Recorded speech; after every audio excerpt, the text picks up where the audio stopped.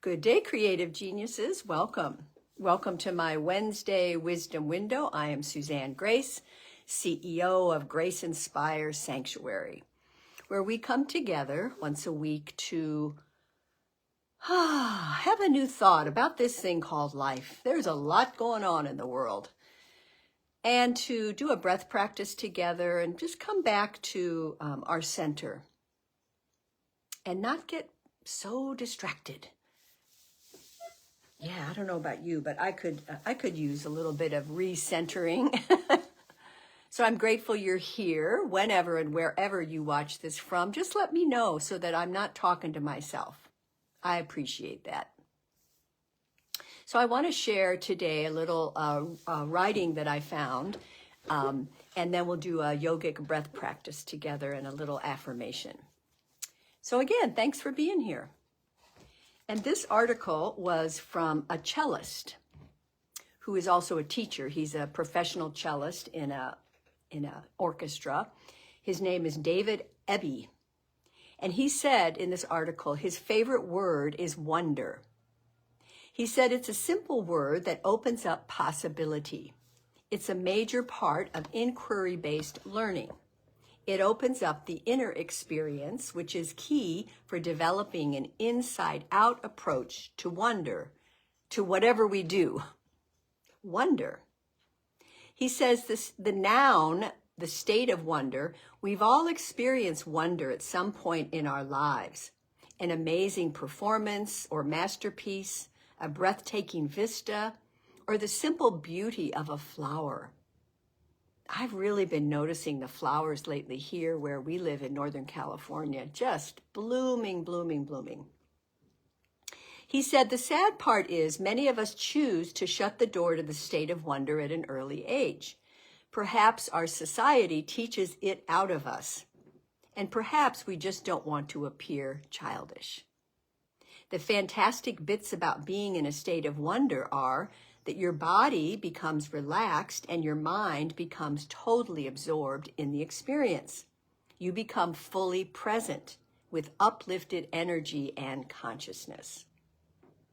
I always feel like when I'm in a sense of wonder that it's an expanded self opens up. So he said to develop a state of wonder, he starts with the basics. The wonder of creating sound, since he's a cellist. So he teaches his students the 30 seconds of focus exercise. He has them play a rich open string and asks his students to watch how their bow moves across the string, listening to the sound and feeling the resonance of the instrument, and breathe. Their job is to keep their awareness on one or more of these, returning their attention back again from any thought that may rise to the simple act of enjoying one note. One note, he said, played with full awareness and enjoyment has great power for both the musician and the listener, and it's a widely underdeveloped practice in music education. Even when one note is accompanied with a sense of wonder, he says, no matter how many times we may have played it or sung it, it brings new enjoyment. So he invites us to replace the stale with the state of wonder. Practice not only in your music, but in your living, in your relationships, in your meditation. What can you notice, he asks, that will fill you with a state of wonder? It will change your life as it is changing mine, he says. And then he talks about wonder as a verb, wondering, and wondering is a choice. And it's a really good choice because it opens us up to curiosity. I talk about that a lot. It opens the closed door of fixed notions.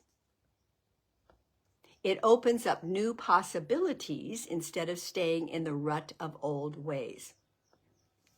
So he gives the example of, let's say I'm playing my cello and I crash and burn on a hard spot. chances are my initial reaction will be shame, self-judgment, and frustration. These reactions can be replaced with the practice of wondering.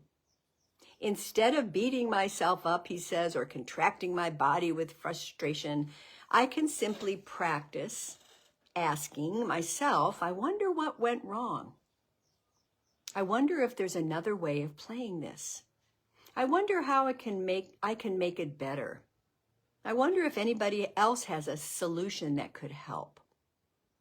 Immediately, it changes the emphasis to an inside-out approach rather than the outside-in comparison and judgment. I love that.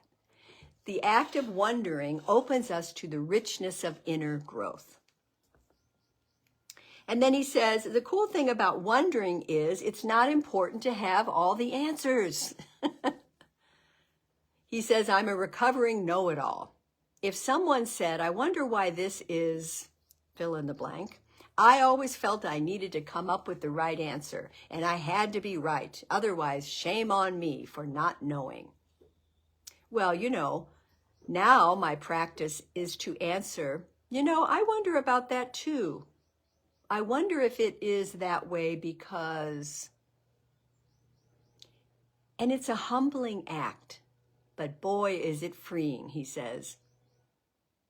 So the energy of wondering is the most important thing. Instead of feeling stressful and contractive, your energy rises upward and expands as you practice wondering. Try it for yourself and see.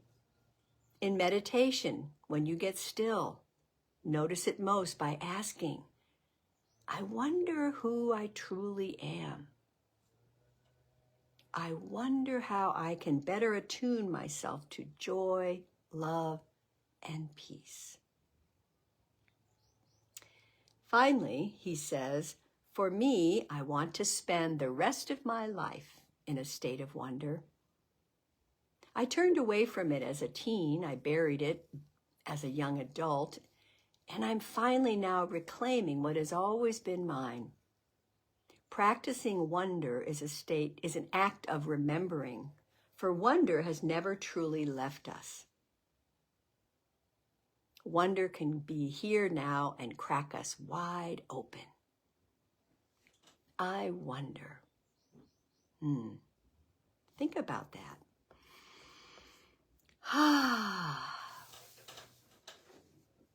I did a talk at my spiritual center last week about the question, what if? That we put that in front of things that we're befuddled by. What if there's a solution to this problem? What if I really know the answer? What if I can get some help? Rather than feeling stuck and closed. And wonder does that as well. I'm just, think about that. I wonder if everything really does work out for me. What if? What if? So those two, wonder and what if, are expansive ways to use our awareness, our consciousness. So let's do a yogic breath together and then take that into just a little contemplation today. So if you're not driving, feel your feet on Mother Earth. We're going to press our hands into the thigh bones and lift those shoulders. Oh, yeah. And like we do in my yoga class, we're going to consciously tense our body. Oh, because I know we're holding tension. And then we're going to, just drop your shoulders. Let your body make a sound of release. It's like a ton of bricks, huh? Let's do that again. Press your thighs, lift your shoulders, tense your body. And then let it go. Bring your palms together and just slowly rub your palms up and down. And as we begin this breath practice, I invite you to just close your eyes if they aren't closed already.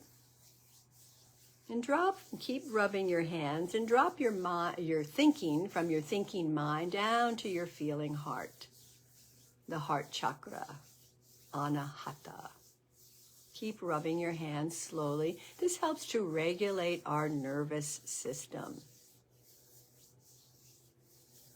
I wonder how that works. And then cross your hands over your heart chakra. Sit tall with your spine so that energy can flow through the Sushumna channel of the spinal column. Feel your feet on Mother Earth so we ground our energy into the earth.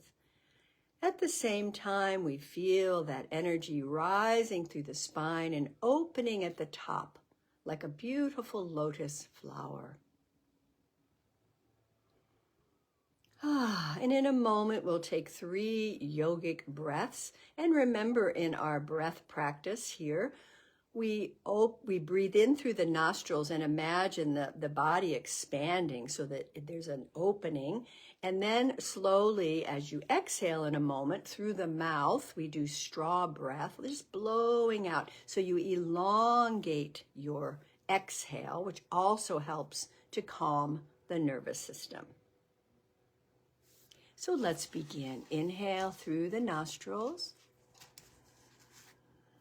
all the way up to the heart. Good. Pause, and then through the mouth, exhale.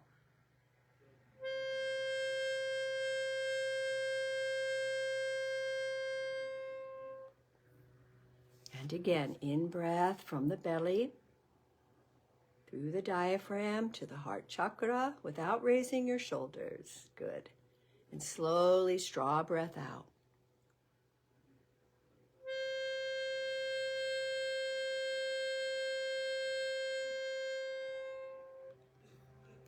And one more conscious breath, belly breath in.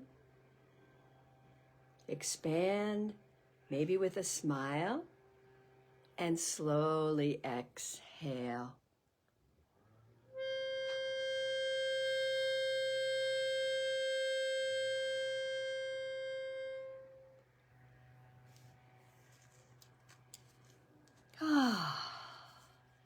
You can relax your hands on your lap. And keeping the gaze inward. Just be still for a moment and feel what you feel.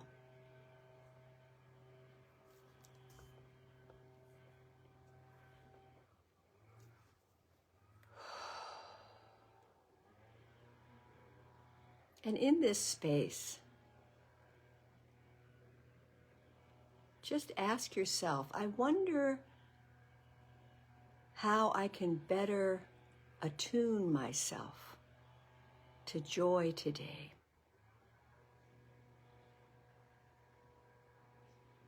And you don't necessarily have to have an answer, but you're just inquiring.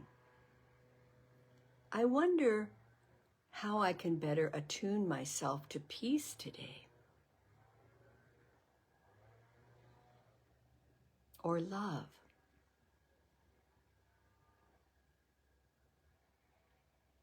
I wonder what happens if I open my heart wide today.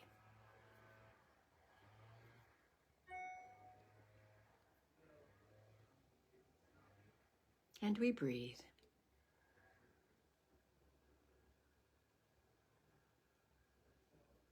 What if everything always works out for me?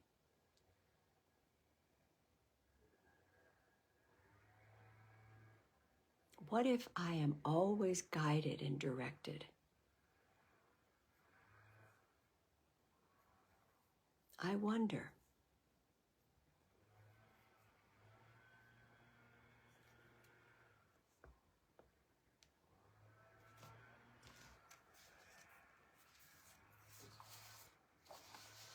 The great Michael Beckwith said, "Since your fulfillment lies in your questions, what if you woke up and instead of asking, how am I going to make it through the day, you asked yourself, what if this is the greatest day of my life?